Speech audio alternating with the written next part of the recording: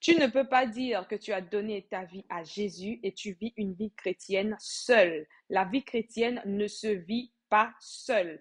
Aujourd'hui, si tu es dans cette situation, ce message, c'est pour toi. Alors, 5 points pour pouvoir vivre une vie chrétienne saine et épanouie dans la gloire de notre Seigneur Jésus-Christ. Alors, pour commencer, j'aimerais te dire, pour vivre une vie chrétienne, il faut grandir, il faut acquérir de la maturité. Oui, la maturité. Car tu ne peux pas vivre une vie chrétienne et rester tous les jours bébé spirituel. Être bébé spirituel ne t'aidera pas. Lorsque tu as des circonstances, des choses dans la vie qui viennent, tu ne pourras pas les traverser. Tu vas rétrograder et tu retourneras dans le monde malheureusement. Et après, pour dire que les chrétiens ci, les chrétiens ça. Ben non, c'est parce que tu vivais une vie chrétienne seule. C'est parce que tu vivais une vie chrétienne sans équilibre. Alors, cette vidéo, c'est pour toi. Si, suivez jusqu'à la fin. La première des choses, c'est avoir une vie de prière. Seul, c'est bien, mais en groupe, c'est meilleur. Avoir une vie de prière en groupe. Alors, oui, tu ne peux pas dire que tu es un enfant de Dieu et tu n'as pas un groupe de prière. Tu dois et demander au Seigneur de te conduire vers des personnes qui sont persévérantes, des personnes vraiment qui aiment le Seigneur et qui vraiment prient le Seigneur. Pour avoir une vie chrétienne, il faut avoir un groupe de prière. Si tu n'as pas un groupe de prière, la vie chrétienne sera mal équilibrée. Oui, il est important d'avoir un groupe de prier à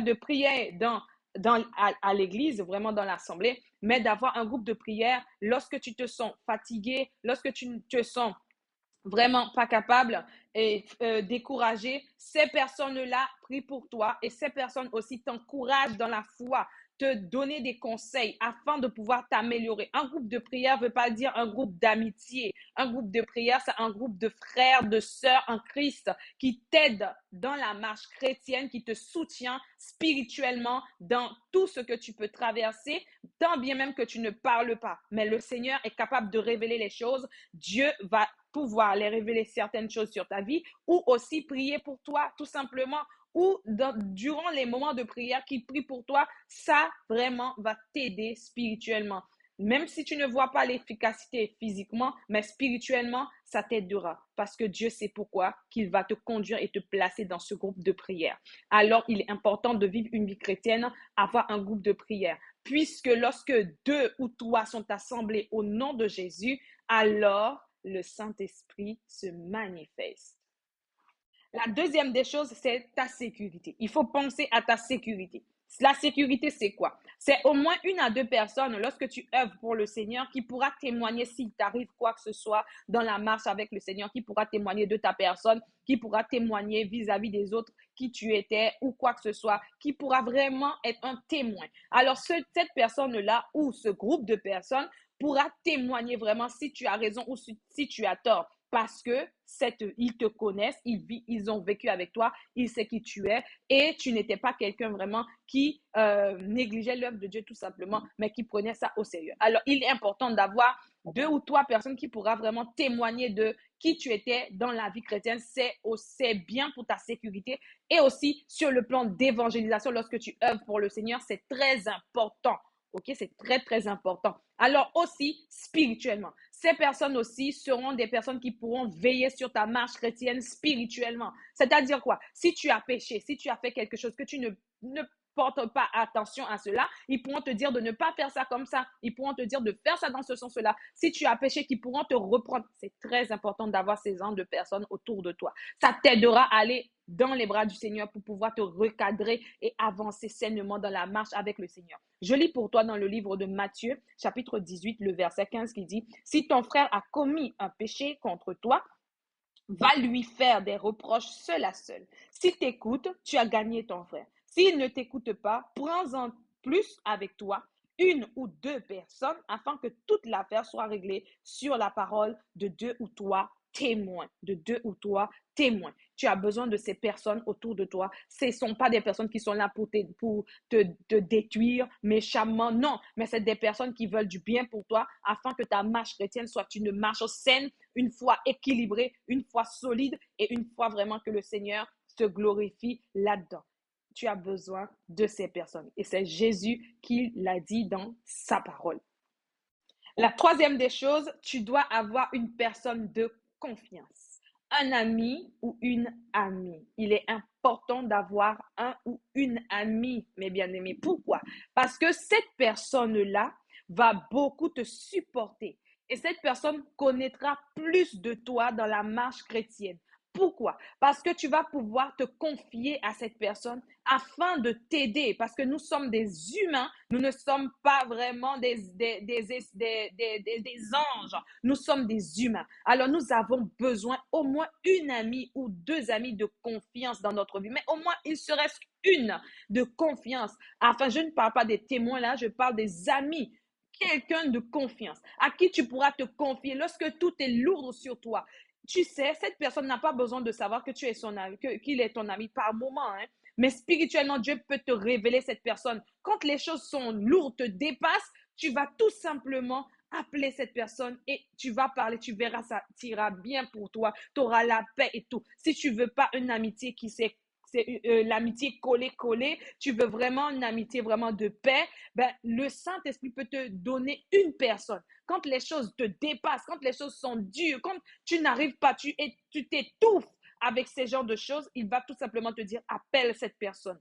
Parle à cette personne. Va voir tout simplement parfois cette personne. Il va peut-être t'apporter soit le sourire, soit le bonheur ou quoi que ce soit qui va vraiment te ranimer la flamme de l'esprit. Mais tu as besoin de cette personne. Vous savez, dans la parole, Dieu avait placé Jonathan à David, à côté de David. Vraiment, quand tu vois la Bible parle de ça, ça me fait sourire parce que j'aime entendre ça. La parole a dit que l'âme de Jonathan est attirée par l'âme de David. C'est-à-dire l'amitié s'est faite par l'âme, par l'esprit, par le lien d'âme. Vous voyez, c'était quelque chose qui était fort et spirituellement. Ils étaient des frères. Bien que c'est pas la maman de Jonathan et le papa de Jonathan qui a accouché David, mais David avait trouvé un frère. Voyez, un frère de sang. Un frère de sang. Alors, par moment, nous avons besoin au moins une personne. C'est pour cela, par moment, nous dérapons parce que nous voulons vivre une vie chrétienne seule, faire ce que nous voulons, mais nous ne voulons pas vraiment avoir une personne en qui pour pouvoir nous épauler. Il peut être aussi ton mari, il peut être aussi une personne dans ton entourage, mais quelqu'un vraiment qui connaît plus de toi, mais plus de toi. Tu as besoin de cette personne. La quatrième des choses, tu as besoin d'une assemblée. Si tu n'as pas une assemblée, j'aimerais vraiment te conseiller de prier Dieu parce qu'on ne se lève pas comme ça pour aller dans les assemblées. On prie Dieu afin de te donner vraiment, de te conduire vers une assemblée. Il peut te conduire vers une personne qui va te conduire dans une assemblée. Il peut aussi te conduire tout seul vers quelqu'un. Il peut te parler déjà de cette assemblée-là et quand tu vas là-bas, tu vois vraiment la réalité. Mais tu as besoin d'être en assemblée. Tu as besoin d'être en assemblée. Tu as besoin d'être au milieu des personnes qui partagent la même foi que toi pour pouvoir louer et adorer le Seigneur Jésus. Tu as besoin de cela. Je m'appuie dessus.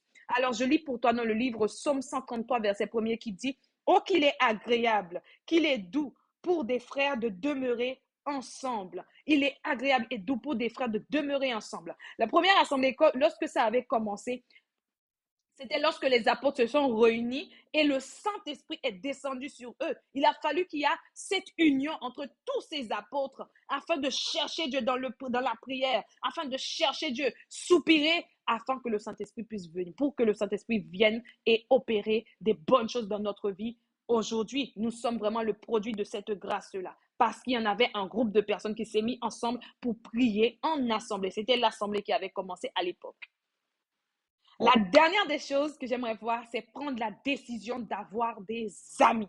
Il est important que tu aies des amis. Par moments, le diable nous bloque pour ne pas avoir des amis. Pourquoi? Parce qu'il sait que une personne qui est amie avec toi peut être une bénédiction pour toi. Il bloque des amis. Ce sont des portes qu'il bloque. Alors, aujourd'hui, mets ça comme un sujet de prière devant Dieu. Prie Dieu afin qu'il te donne des amis, des bonnes amies, des amitiés solides, comme il était pour David et Jonathan. Alors que le nom du Seigneur soit béni. J'espère que ce message t'a fait du bien et j'espère que ces 5 points vont t'aider dans la marche chrétienne à devenir mature en Christ. Sois béni.